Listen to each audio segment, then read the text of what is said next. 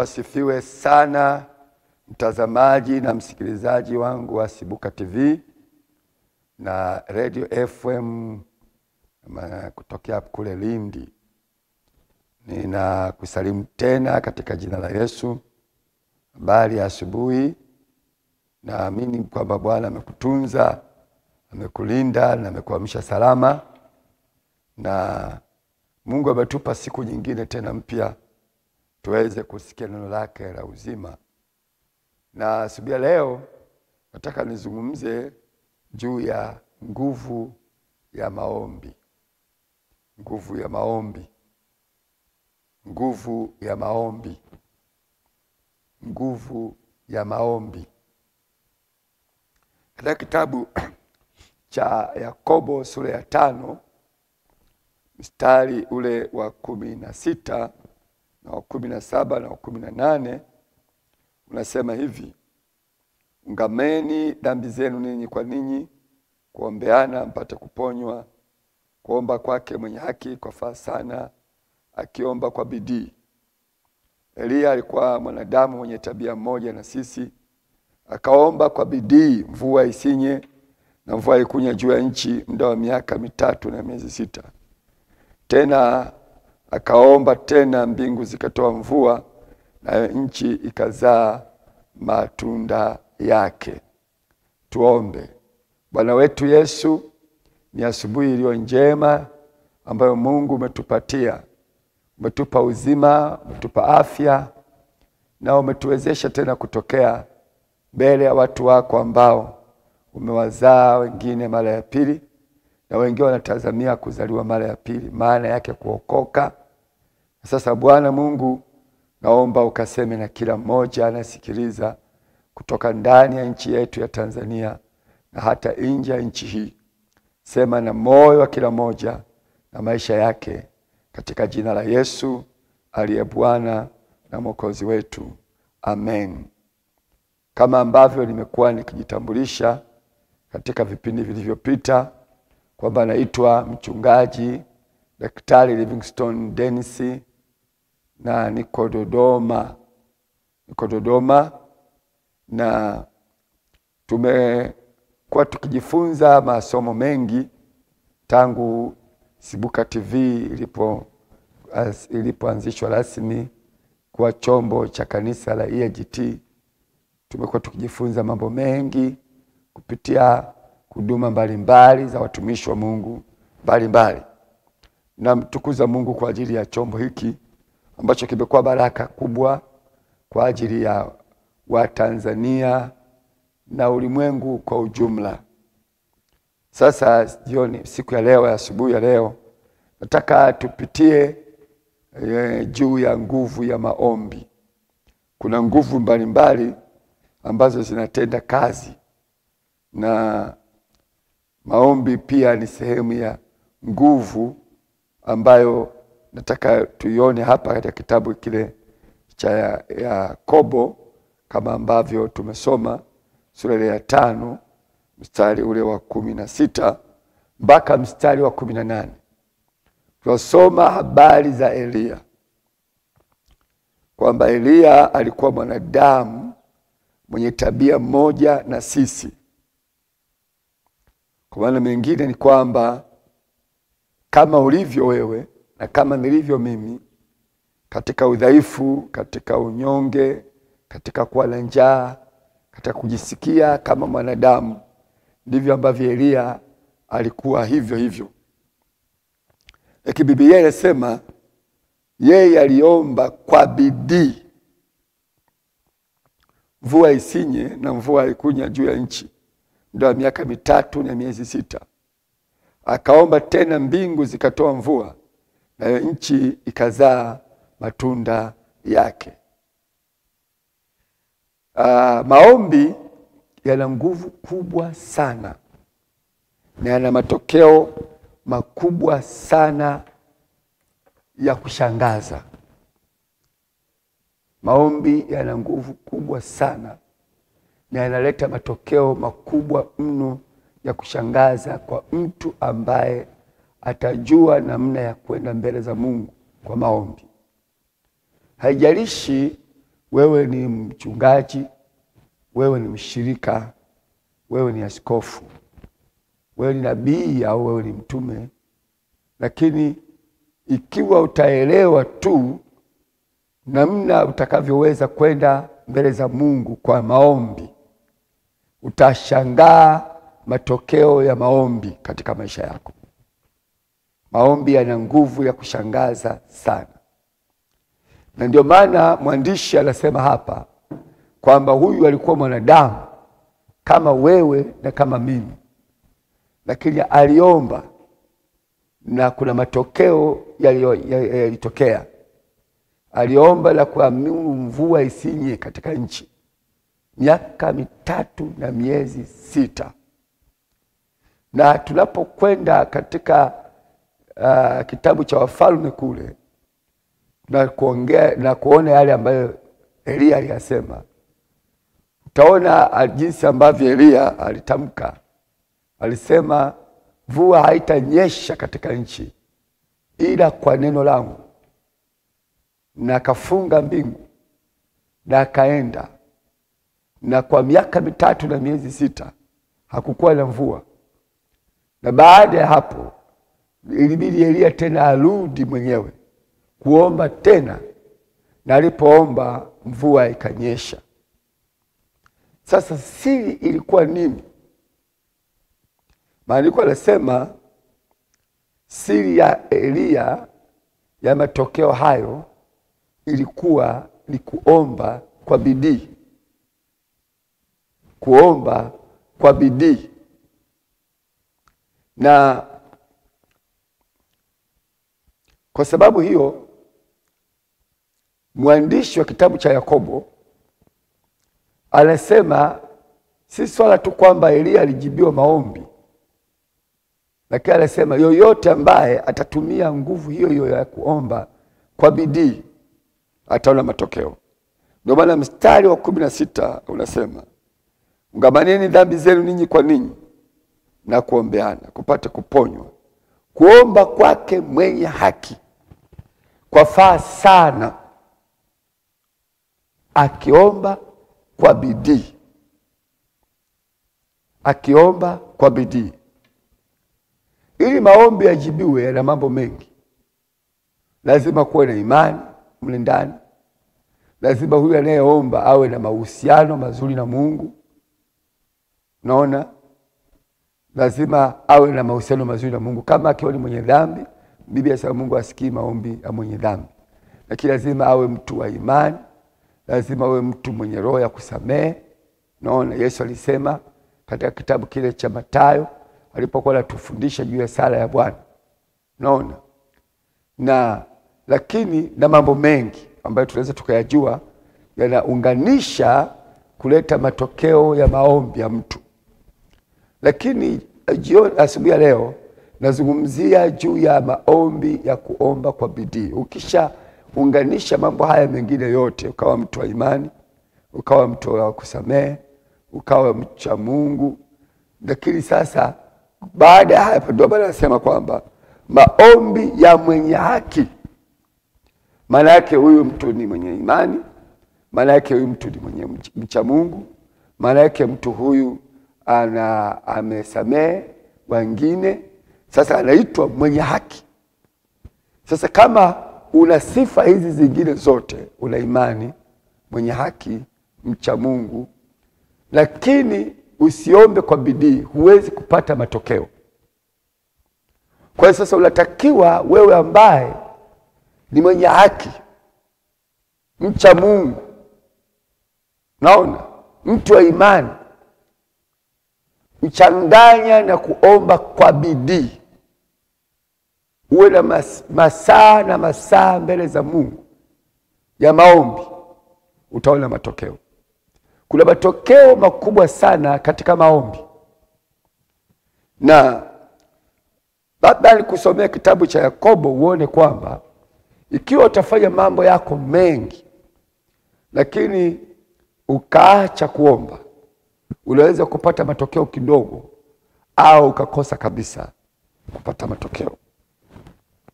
Kitabu cha Yakobo sura ile ya 4 pale nyuma mstari wa 2 unasema hivi: mwatamani wala hamna kitu, mwaua na kuona wivu wala hamwezi kupata, mwafanya vita na kupigana wala hamna kitu, kwa kuwa hamuombi. Unaona, unaweza kufanya mambo mengi sana, lakini kama mambo hayo ukayafanya bila kupita kwenye maombi, bila kuomba, unaweza kupata matokeo kidogo sana, au ukakosa matokeo.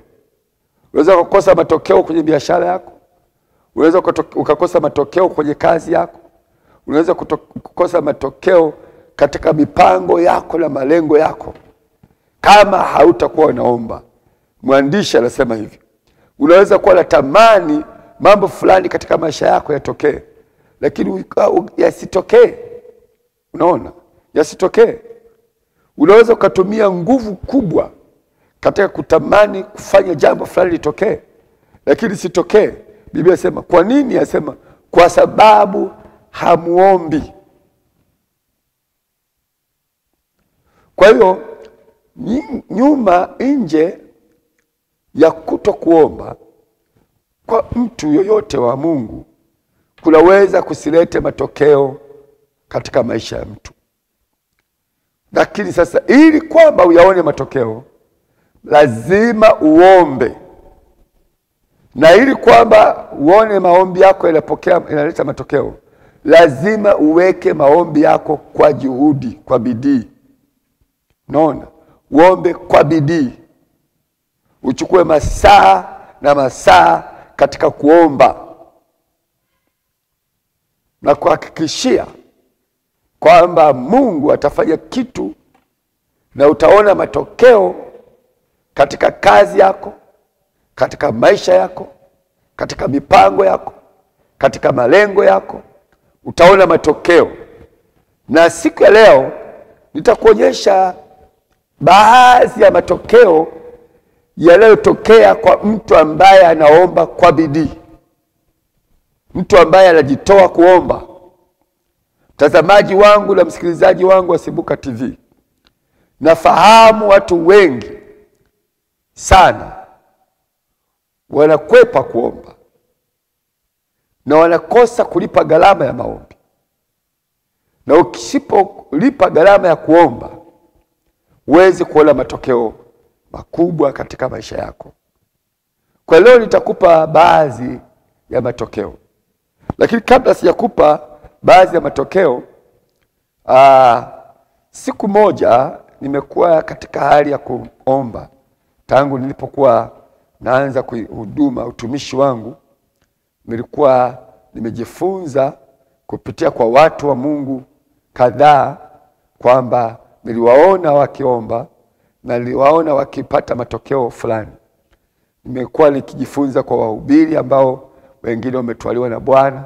Nimekuwa nikiona matokeo katika mikutano yao ya Injili, kiona watu wanapokea uponyaji, watu wanaponywa, watu wanaokoka kwa mamia katika mikutano yao ya Injili. Naona. Na wakati mwingine nimekuwa nikiona kuna watu ambao wamekuwa na mafanikio ya aina fulani katika maisha yao katika siku hizo ambazo mimi nikiwa mhubiri kijana. Sasa nikawauliza siri watu hawa, kwa nini kumekuwa na matokeo katika maisha yao.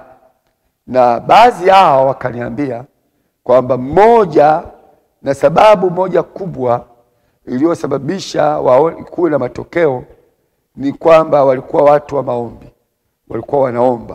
Na wakasema ukitaka kuona matokeo katika maisha yako ya kiutumishi na katika huduma na katika kazi mbalimbali, basi lazima uombe. Kwa hiyo nikaanza kuomba, na wakati nilipokuwa nikiendelea kuomba halafu sioni matokeo, nilichukua maombi ya muda kadhaa. Wakati mwingine ninaacha hata kukaa nyumbani, ninajaribu kusafiri na kwenda maeneo kwa ajili ya kwenda kufanya maombi. Na wakati mwingine najifungia mahali fulani kuomba, lakini nikawa naona matokeo madogo sana, na nikaona bado sijafikia kile kiwango ambacho natamani nifikie kukiona, nione matokeo ambayo ningetamani kuyaona yanatokea, lakini naona siyaoni matokeo. Katika hiyo hali ya kupigana na kufikiri kwamba mbona sioni matokeo, siku moja nilisikia Roho Mtakatifu anasema, fungua kitabu cha Yohana sura ya 15. Samahani mtumishi wa Mungu, ni Yohana 16. Yohana sura ya 16 mstari wa 23. Yohana 16 mstari wa 13, Biblia inasema, tena siku ile hamtaniuliza neno lolote. Amini nawaambia, mkimwomba Baba neno lolote kwa jina langu, atawapa kwa jina langu. Mstari wa 24 unasema, hata sasa hamkuomba neno kwa jina langu. Ombeni nanyi mtapewa, furaha yenu iwe timilifu. Sasa nilikutana na mstari huu ulinipiga. Mimi nilifikiri nimeshaomba na kwamba sasa nadai majibu ya maombi yangu, lakini Mungu akasema nami kupitia mstari hii kwamba hata sasa haujaomba bado. Unajaribu kuomba lakini bado hujaomba. Omba ili upewe, ili furaha yako ipate kuwa timilifu. Nataka niseme na wewe mtumishi wa Mungu, ndugu yangu unanisikiliza na mtazamaji, maombi yanahitajika bidii. Unaweza ukaomba kiasi fulani kidogo na ukadhani kwamba sasa upokee majibu makubwa. Kumbe Mungu anataka uombe kwa bidii, uongeze nguvu ya kuomba ili uone matokeo katika maombi yako. Sasa leo kwa muda mfupi huu ambao umebakiza, nataka nikuonyeshe matokeo ya maombi katika maeneo kadhaa. Leo tutaangalia maeneo machache kwa ajili ya muda, lakini kama utaweka bidii ya kuomba, utachukua masaa ya kuomba, utachukua muda wa kutosha wa kuomba, haya ndio matokeo utakayaona. Matokeo la kwanza tuliona katika kitabu cha Zaburi sura ile ya 2 mstari wa 8. Kitabu cha Zaburi sura ile ya 2 na mstari wa 8.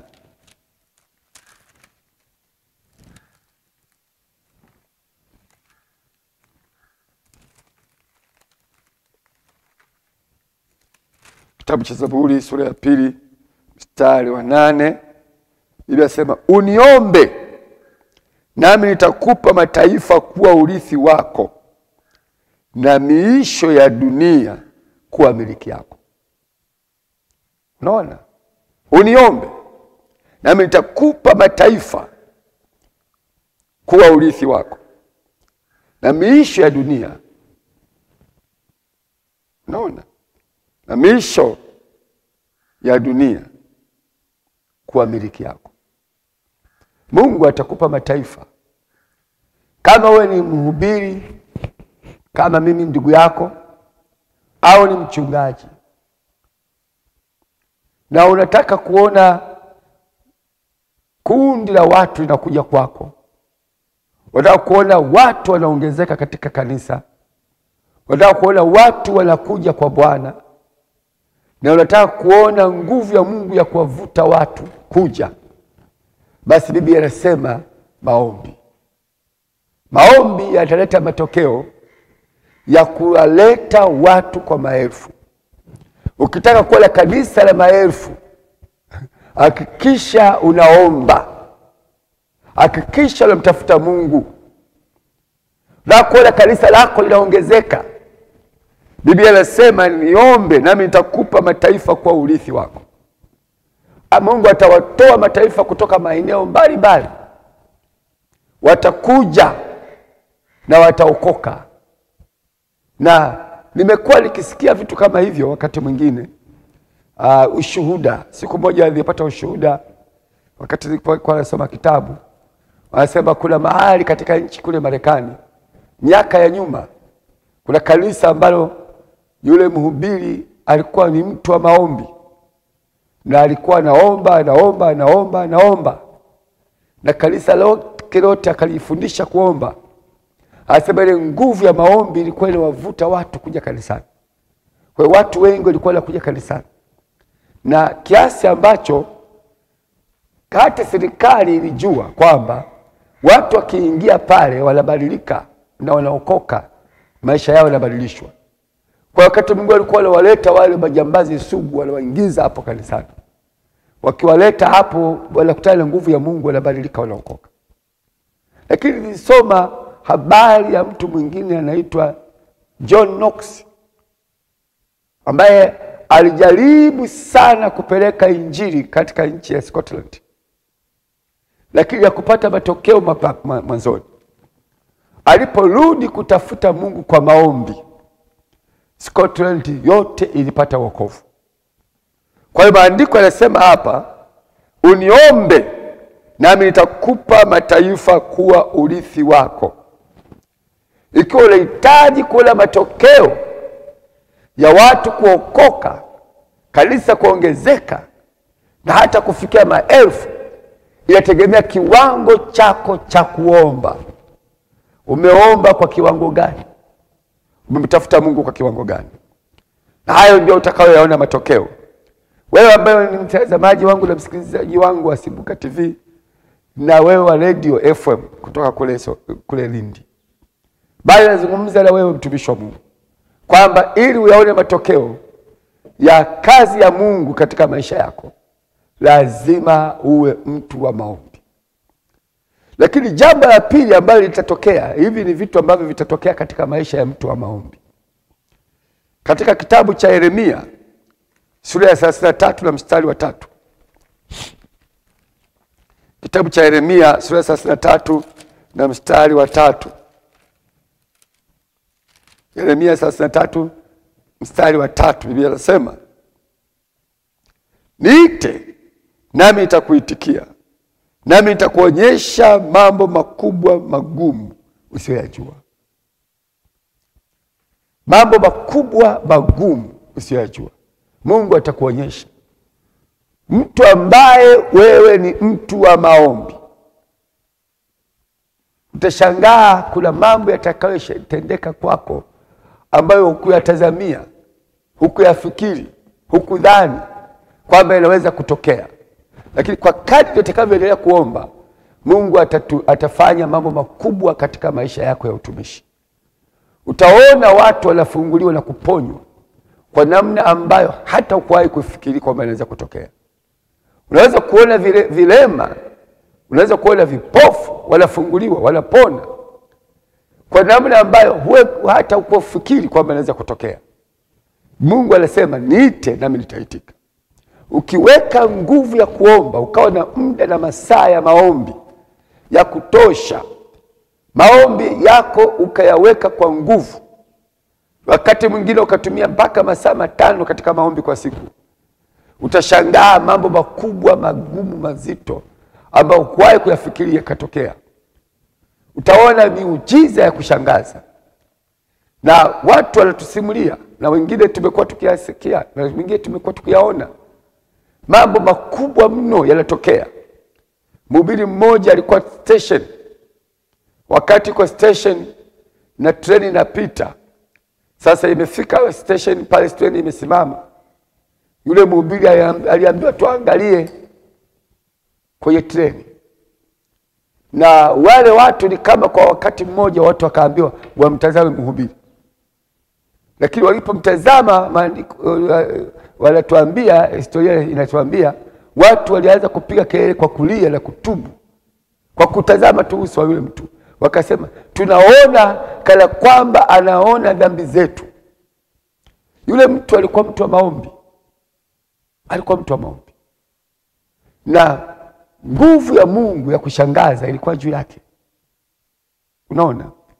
Sasa kadri ambavyo utamtafuta Mungu kwa maombi, Mungu atakuonyesha mambo makubwa. Utaona miujiza, utaona maajabu, utaona watu wakifunguliwa, utaona watu wakiponywa. Hakutakuwa na neno gumu lisiowezekana utaona mambo yasiyowezekana yanawezekana, utaona mambo yaliyoshindikana yanawezekana, mradi tu kwamba wewe umeamua kuomba. Lakini jambo lingine la tatu ambalo naweza nikakupa jioni leo, katika kitabu cha Isaya sura ya 45. Kitabu cha Isaya sura ya 45 mstari wa 1 mpaka wa 3. Kitabu cha Isaya, Biblia inasema, haya ndiyo Bwana amwambiayo Koreshi masihi wake, ambaye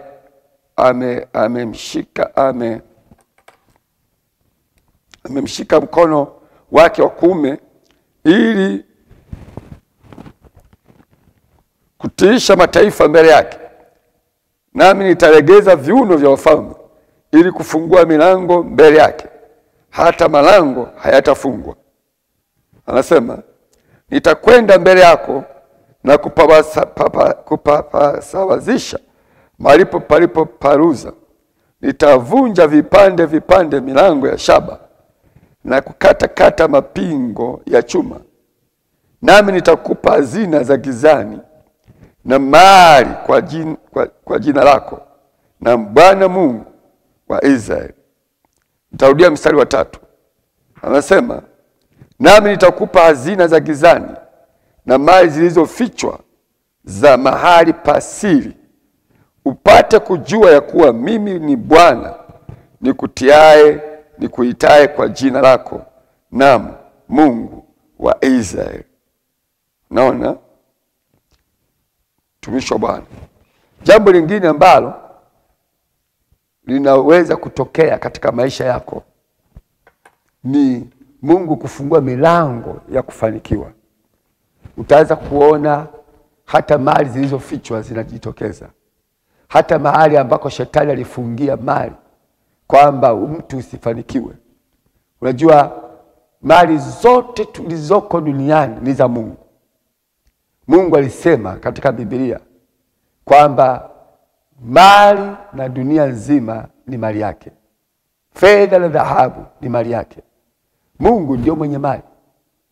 Lakini ukisoma kitabu cha Mathayo unakuta Yesu Kristo anakutana na shetani. Na shetani anamwambia, nisujudie kidogo halafu nikupe vitu vyote hivi kwa sababu viko katika uwezo wangu. Sasa unaona hapo, shetani anasema vitu vile viko katika uwezo wake, lakini Mungu anasema vile vitu ni mali yake. Tunapojifunza kupitia hapo, tunajifunza neno hili kwamba mali yote ni ya Mungu, lakini shetani amehozi mali ya Mungu, ameikamatia mali ya Mungu, na sasa anatoa kwa watu kwa masharti. Unaona, anatoa kwa watu kwa masharti, lakini ile mali ni mali ya Mungu. Shetani alipomdanganya Adam na Adam alipokubali kudanganywa na shetani, shetani akawa mtawala wa dunia. Kwa hiyo akashikilia mali za dunia. Sasa anatoa kwa watu kwa namna ya masharti.